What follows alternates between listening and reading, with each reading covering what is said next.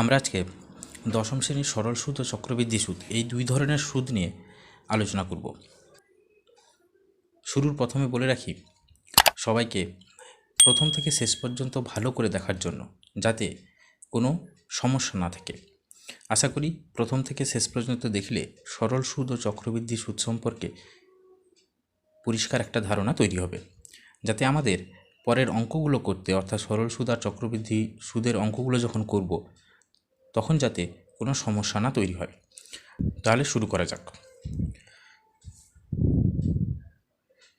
সরল সুদ ও চক্রবৃদ্ধি সুদ এই দুই ধরনের সুদের অঙ্কগুলি করার সময় যেসব তথ্যগুলি আমাদের জানা দরকার তা হলো প্রথমে আসল বা মূলধন।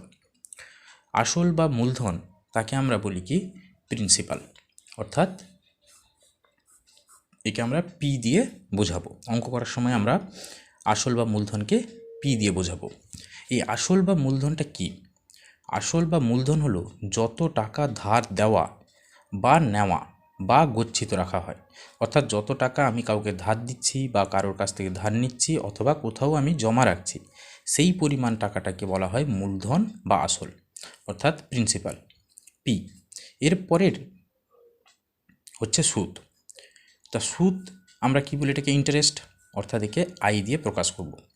অঙ্ক করার সময় এটাকে আই দিয়ে প্রকাশ করব। তাহলে সুদ বলতে আমরা কি বুঝি?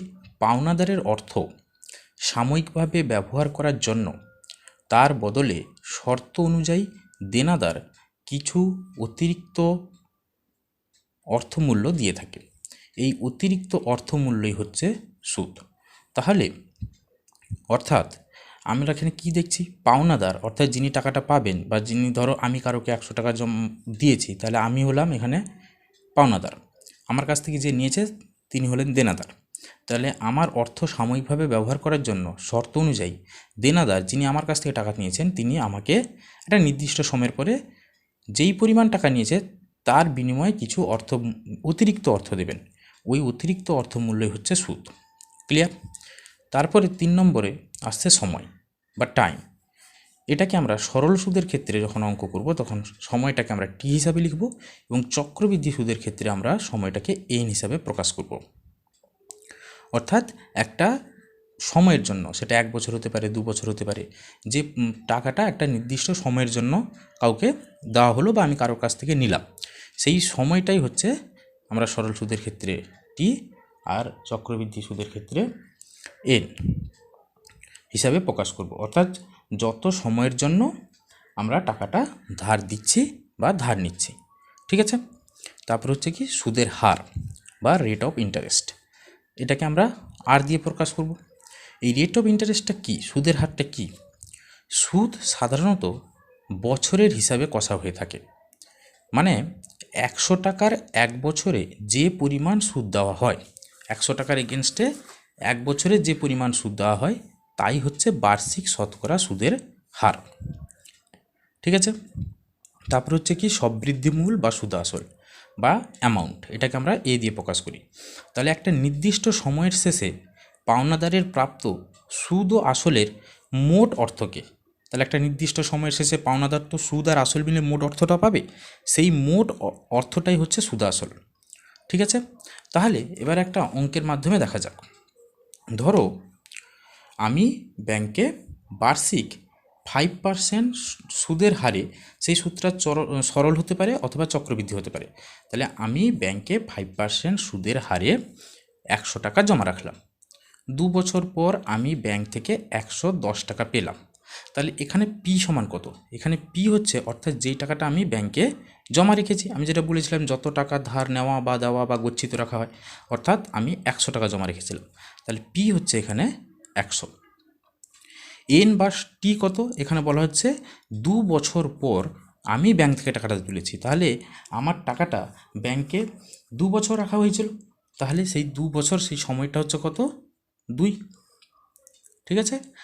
আর হচ্ছে ব্যাংক আমাকে 100 টাকার এগেনস্টে 5 টাকা সুদ দিয়েছে। ঠিক আছে? অর্থাৎ 100 টাকায় 5 টাকা। বোঝা গেছে? 100 টাকায় 5 টাকা, তাহলে আর হবে কত? 5%, অর্থাৎ 100 টাকায় 5 টাকা। এবার হচ্ছে কি এ অ্যামাউন্ট, অর্থাৎ 2 বছরের শেষে আমি মোট কত পেলাম, সুদ আর আসল মিলে মোট পেয়েছি 110 টাকা, তাহলে অ্যামাউন্ট হচ্ছে 110। এবারে আই অর্থাৎ সুদ, সুদটা কত, আমি 2 বছরের শেষে পেয়েছি 110 টাকা, কিন্তু আমি জমা দিয়েছিলাম কত, 100 টাকা। তাহলে এই সুদ আসল অর্থাৎ অ্যামাউন্ট থেকে আসল বাদ দিলে যেটা পড়ে থাকে সেটা হচ্ছে সুদ। তাহলে এইটাই হচ্ছে সুদ, অর্থাৎ একটা 100 টাকার আমরা কি পেলাম, সুদ কি পেলাম, পাওনাদারের অর্থ সাময়িকভাবে ব্যবহার করার জন্য তার বদলে শর্ত অনুযায়ী দেনাদার কিছু অতিরিক্ত মূল্য দিয়ে থাকে। এই অতিরিক্ত মূল্যই হচ্ছে অর্থমূল্য, হচ্ছে সুদ। তাহলে আমি আমার 100 টাকার এগেনস্টে আমি অতিরিক্ত কত টাকা পেয়েছি, 10 টাকা, তাহলে এই 10 টাকাটা হচ্ছে সুদ। তাহলে সরল সুদ বা চক্রবৃদ্ধি সুদ, এই যে সুদের অঙ্কের যে তথ্যগুলো আমাদের দরকার অঙ্ক করার সময়, আশা করি সেই তথ্যগুলো প্রথমে বোঝা গেল। এবারে আমরা সরল সুদ আর চক্রবৃদ্ধি সুদ নিয়ে এই দুটোর মধ্যে পার্থক্য কী, এই সুদ কীভাবে করা হয়, এই সূত্রগুলো একটু বিশ্লেষণ করে দেখব।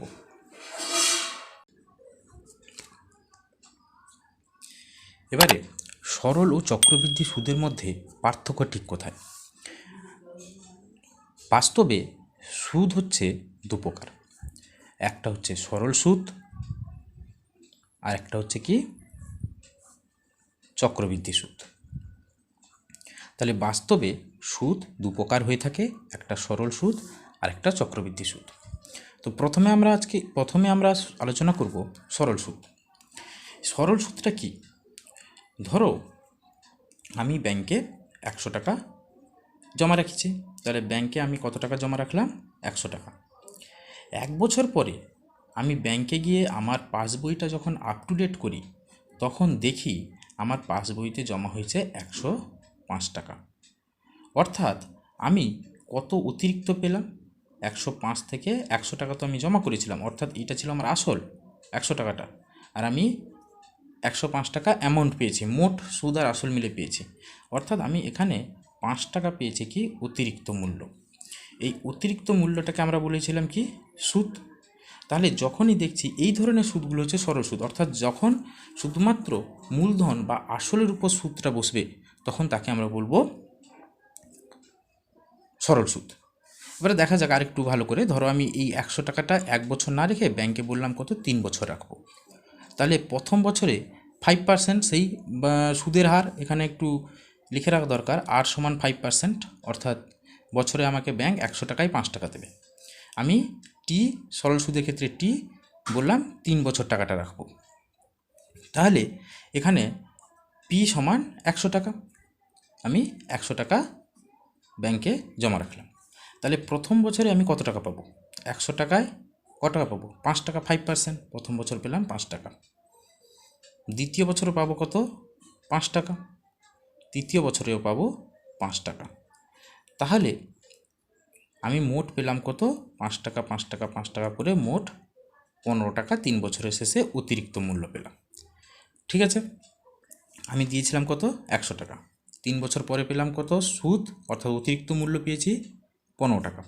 তাহলে আমি মোট 3 বছর পরে পাবো কত, 115 টাকা। এখানে আমরা দেখছি যতবারই সুদ আমরা পাচ্ছি, প্রত্যেক বছরই সুদ পাচ্ছি, সেই সুদটা কিন্তু আমার এই মূলধনের উপর, অর্থাৎ আসলের উপর কিন্তু আমার সুদটা হচ্ছে 5% 5% করে। তো এই ধরনের সুদকে বলা হয় কি সরল সুদ। তাহলে বোঝা গেছে সরল সুদটা কি, ঠিক আছে। এবারে এই ধরনের সুদকে আমরা বলছি কি সরল সুদ।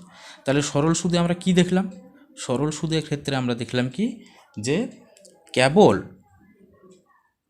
আসল বা মূলধনের উপর সুদ ধার্য হলে তাকে সরল সুদ বলা হয়। ক্লিয়ার? অর্থাৎ শুধুমাত্র আমার আসলের উপর বারবার সুদটাকে ধার্য করা হয়েছে, এরকম সুদকে আমরা বলবো সরল সুদ। এবারে আসা যাক চক্রবৃদ্ধি সুদের ক্ষেত্রে।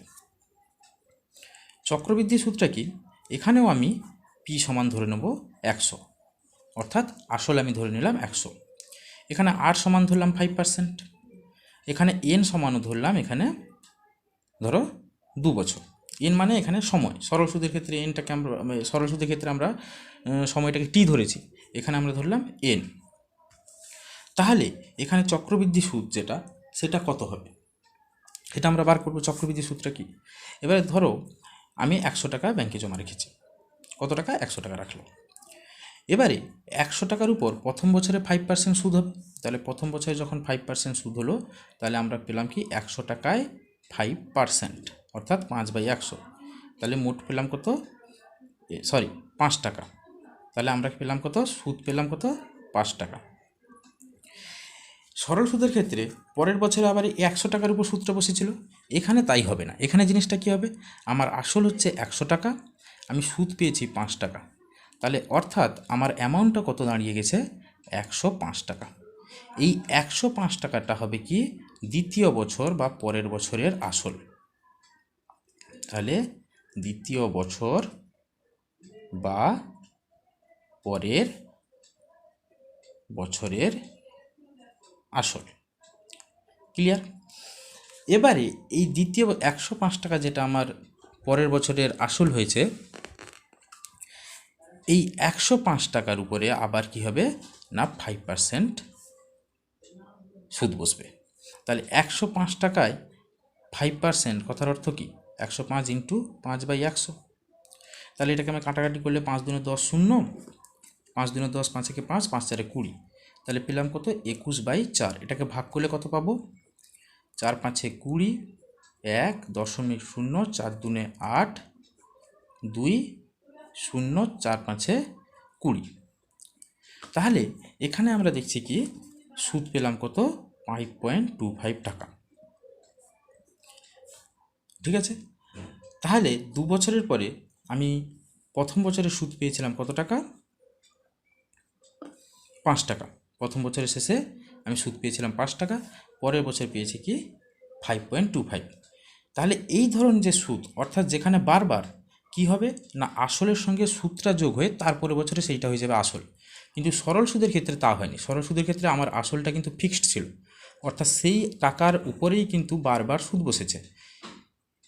তো এই ধরনের সুদকে বলা হচ্ছে সরল সুদ। আর চক্রবৃদ্ধি সুদটা হচ্ছে, তাহলে কি দেখলাম যে প্রথম আসলের সঙ্গে প্রথম বছরের সুদ যোগ হবে, সেই সুদটা যোগ হয়ে যেটা আমার অ্যামাউন্ট আসবে, সেই অ্যামাউন্টটা হয়ে যাবে কি দ্বিতীয় বছরের জন্য আসল। সেই আসলের উপর, অর্থাৎ এই 105 টাকা যখন আমার দ্বিতীয় বছরে আসল হয়ে গেল, অর্থাৎ সেই 105 টাকার উপরে আবার 5% বসবে সুদ, তখন হয়ে যাচ্ছে কত? 5.25 টাকা, 5.25, অর্থাৎ 5 টাকা 25 পয়সা। তাহলে আমি এখানে মোট সুদ কত পাচ্ছি? মোট সুদ প্রথম বছরে 5 টাকা পেয়েছিলাম, তারপরে বছর 5.25 পেলাম, তাহলে মোট আমি 10 টাকা 25 পয়সা এটা কি পেলাম? মোট সুদ। আর এখানে 2 বছরে আমি যদি ধরি, তাহলে এখানে 2 বছরের সুদ কিন্তু আমার 10 টাকা। প্রথম বছরে 5 টাকা, তারপরে বছর 5 টাকা। এখানে সুদ হচ্ছে কত? 5 টাকা, তারপরে বছর 5.5। তা যদি আমার এটা 3 বছর হতো তাহলে কি হতো? আবার এই আসল কত? তখন আসল হচ্ছে আমার 105 টাকা, দ্বিতীয় বছরের আসল। সেই আসলের সঙ্গে আবার 5.25 যেটা সুদ সেটা যোগ হতো, দিয়ে যেই টাকাটা দাঁড়াতো তার উপরে আবার 5% সুদ বসতো। তাহলে এই ধরনের সুদগুলোকে বলা হয় কি চক্রবৃদ্ধি সুদ।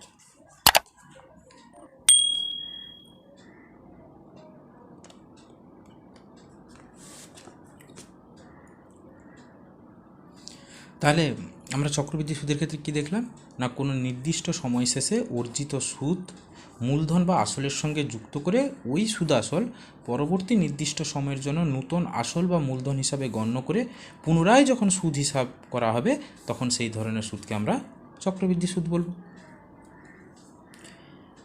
এবারে আমরা উদাহরণ সহযোগে দেখি। প্রথমে আমরা সরল সুদের ক্ষেত্রে আমরা দেখব।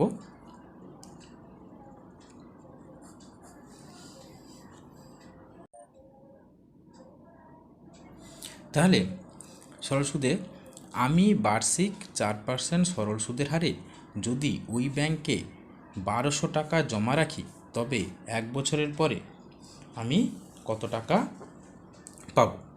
তাহলে আমি বার্ষিক 4% সরল সুদের হারে যদি ব্যাংকে 1200 টাকা জমা রাখি, তবে 1 বছরের পরে কত টাকা সুদ পাবো, তাই তো? তাহলে আমাদের এখানে অঙ্কটা আমরা যদি এইভাবে করি যে 100 টাকার 1 বছরের সুদ কত? 100 টাকার 4%, 1 বছরের সুদ কত দেয়? 4 টাকা। তাহলে 1 টাকার 1 বছরের সুদ কত হবে? কম হবে নিশ্চয়ই। তাহলে ভাগ, আমি তো রেখেছি 1200 টাকা, তাহলে 1200 টাকার 1 বছরের সুদ 4/100 ইন্টু 1200, তাহলে 100 দুটো শূন্য, 1200 দুটো শূন্য, তাহলে 12×4 48 টাকা। তাহলে আমি যদি ব্যাংকে 1200 টাকা রাখি 4% সরল সুদের হারে 1 বছর পরে আমি সুদ পাবো 48 টাকা। যদি এটা 2 বছর বলতো তাহলে 1200 টাকার 1 বছরের সুদ কত, 1200 টাকার 2 বছরের সুদ কত, এর সঙ্গে 2 গুণ হয়ে যেত। তো এরকম ঐকিক নিয়মের পদ্ধতিতে করলে আমাদের গণিতের ভাষায় সমস্যা তৈরি করে করলে কিন্তু অনেক সময় চলে যাবে। সেই জন্য আমরা কি করব, সরল সুদের ক্ষেত্রে একটা সূত্র ব্যবহার করব। সূত্রটা হচ্ছে কি, সুদ বার করার সূত্র, সুদ অর্থাৎ আই সমান PRT/100। আমরা এই সূত্রটা ব্যবহার করে এই অঙ্কটাকে করব, দেখি কত তাড়াতাড়ি হয়। এখানে আমরা তথ্য পেয়েছি কি, যে পি সমান 1200 টাকা, আর সমান পেয়েছি 4%, টি সমান পেয়েছি 1। আমাকে বের করতে হবে কি, যে আই সমান কত। তাহলে আই সমান কত, আমরা সূত্রটা ব্যবহার করব, আই সমান PRT/100। তাহলে আই সমান পির মান কত, 1200 ইন্টু আর এর মান 4 ইন্টু সময় 1/100, তাহলে 0 0 কেটে গেল, 12×4 48 টাকা। তাহলে কত তাড়াতাড়ি অঙ্কটা করা সম্ভব হলো যদি আমরা সূত্র ব্যবহার করে অঙ্কটা করি। তাহলে সরল সুদের সূত্র অর্থাৎ সুদ বার করার সূত্র আই সমান PRT/100। যদি ধরো আই সমান PRT/100, এটা তো সুদ। যদি আমাকে পির মান বার করতে বলে অর্থাৎ আসলটা বার করতে বলে, ধরো অঙ্কের মধ্যে আমাকে সুদ দিয়ে দিয়েছে, সুদের হার দিয়ে দিয়েছে, সময় দিয়ে দিয়েছে, আমাকে পি বার করতে হবে। তাহলে পি বার করবো কী করে, পি বার করার সূত্র কি, এটা যদি কোনাকুনি গুণ করি তাহলে কী হবে, PRT সমান আই ইন্টু 100। তাহলে পি সমান কি, পি সমান আই ইন্টু 100/RT। তাহলে এখানে আমরা পির মানটা পেয়ে যাব। অনুরূপে যদি আর এর মান বার করতে বলে তখন আমরা কী করব, আর সমান আই ইন্টু 100/PT। যদি সময় বার করতে বলে টি সমান কি বার করব, আই ইন্টু 100/PR। তাহলে এই প্রত্যেকটা সূত্র আমরা ব্যবহার করে সরল সুদের সমস্ত অঙ্কগুলো কিন্তু করে ফেলতে পারব। এবারে আমরা চক্রবৃদ্ধির একটা উদাহরণ দেখি। আমি সমবায় ব্যাংকে 1200 টাকা 2 বছরের জন্য বার্ষিক 8% চক্রবৃদ্ধি সুদের ধার নিলাম। 2 বছরের শেষে আমাকে কত চক্রবৃদ্ধি সুদ দিতে হবে ও আমাকে সুদে আসলে কত টাকা শোধ করতে হবে। তাহলে 2 বছরের শেষে আমি কত চক্রবৃদ্ধি সুদ দেবো অথবা আমাকে সুদে আসলে মোট কত টাকা শোধ করতে হবে, দুটো বার করব। এখানেও আমরা কিন্তু একটা সূত্র ব্যবহার করব। সূত্রটা হচ্ছে যে n বছরের, আমরা জানি চক্রবৃদ্ধি সুদের ক্ষেত্রে সময়টাকে n ধরি, n বছরের সমূল চক্রবৃদ্ধি। এই সমূল চক্রবৃদ্ধি কথার অর্থ হচ্ছে সুদ আর আসল মিলে যেটা হয়, ঠিক আছে। সমূল মানে সুদ প্লাস আসল, এটাকে বলা হয় সমূল। তাহলে সমূল চক্রবৃদ্ধি সমান সূত্রটা হচ্ছে কি, P into 1 plus R/100 whole to the power n, ঠিক আছে। তো এই সূত্রটা ব্যবহার করে কিন্তু আমরা অঙ্কটাকে সমাধান করব। এটা কিন্তু সমূল কী বেরোবে, চক্রবৃদ্ধি বেরোবে। তারপরে আমাকে আরেকটা চেয়েছে কত টাকা চক্রবৃদ্ধি শুধু সুদ দিতে হবে। তাহলে চক্রবৃদ্ধি সুদটা আমরা কি করে বার করব, শুধু চক্রবৃদ্ধি সুদ বার করব কি করে না, আমার সমূল চক্রবৃদ্ধি থেকে অর্থাৎ P into 1 plus R/100 whole to the power n, সেখান থেকে আসল পি এটাকে বাদ দিয়ে দেবো, অর্থাৎ সুদ আসল থেকে আসল বাদ দিয়ে দিলে যেটা পড়ে থাকে সেটা হচ্ছে চক্রবৃদ্ধি সুদ। তাহলে অঙ্কটা করা যাক। তাহলে এখানে আমরা তথ্য কী কী পেয়েছি, যে পি সমান 1200, আর সমান 8 আর n সমান 2। তাহলে 2 বছরের শেষে আমি প্রথমে সমূল চক্রবৃদ্ধিটা বার করব, ঠিক আছে। চক্রবৃদ্ধি সুদের ক্ষেত্রে সবসময় আগে সমূল চক্রবৃদ্ধিটা বার করতে হয় এই সূত্র অনুযায়ী। তাহলে অতএব 2 বছরের শেষে সমূল চক্রবৃদ্ধি সমান পি ইন্টু 1+r/100 n। তাহলে পির মানটা কত?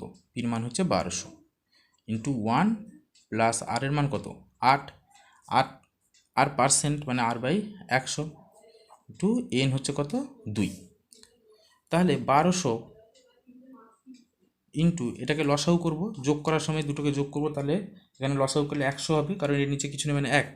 তাহলে 100 একে 100 প্লাস 100 একে 100কে 100 দিয়ে ভাগ করলে 1, 1-এর সঙ্গে 8 গুণ করলে 8 2। তাহলে 1200 into 108/100 whole to the power 2। তাহলে আমরা কী লিখব? 1200 into 108/100 into 108/100। Clear? Whole to the power 2 মানে দুবার গুণ করলাম, তাহলে 1200 দুটো শূন্য, 100 দুটো শূন্য। ঠিক আছে, তাহলে এখান থেকে আমরা কি পাবো? এটাকে গুণ করলে পাবো কত? যে 108 ইন্টু 108, তাহলে 8 8 64, 8 একে 8 0 0 0, 8 একে 8 0 1 একে 1, তাহলে 4 6 8 আর 16 6 হাতে থাকলো 1 1 1, আর এখানে 12 গুণ করতে হবে তার সঙ্গে, তাহলে 4 দুনে 8 6 দুনে 12, 2 হাতে থাকে 1 6 দুনে 12 আর 13, 2 কে 2 আর 3, 2 কে 2, 4 6 6 1 1, তাহলে 8 6 9 9 3 1, তাহলে কত পেলাম? 1 3 9 9 6 8/100। তাহলে 100 মানে কি? এবার এটাকে ভাগ করলে কত হবে? 1 3 9 9.68, 100 দুটো শূন্য, তাহলে মুখোমুখি ভাগ করলে আমার দশমিক দুটো ঘর আগে আসবে, বসবে এখানে। তাহলে এই টাকাটা হচ্ছে কি আমার সবৃদ্ধি মূল বা সমূল চক্রবৃদ্ধি। তাহলে এটা হচ্ছে কি সমূল চক্রবৃদ্ধি, অর্থাৎ আমি যদি চক্রবৃদ্ধি হারে 1200 টাকা ব্যাংকে 8% চক্রবৃদ্ধি সুদে 2 বছরের জন্য রাখি, তাহলে 2 বছর পরে আমি পাবো 1399 টাকা 68 পয়সা। তাহলে আমার এইটা বেরিয়ে গেল সুদে আসলে কত। আমাকে আর বলেছিল বছর শেষে আমাকে কত টাকা চক্রবৃদ্ধি সুদ দিতে হবে। অতএব চক্রবৃদ্ধি সুদ সমান, আমি কি বলেছিলাম সূত্রটা? সমূল চক্রবৃদ্ধি, অর্থাৎ এইটা সমূল চক্রবৃদ্ধি মাইনাস পি, অর্থাৎ আসল কত? 1200। তাহলে আমি পাবো কত? 199.68 টাকা। তাহলে এই টাকাটা হচ্ছে আমার কি সুদ, আর এটা হচ্ছে সবৃদ্ধিমূল। ঠিক আছে।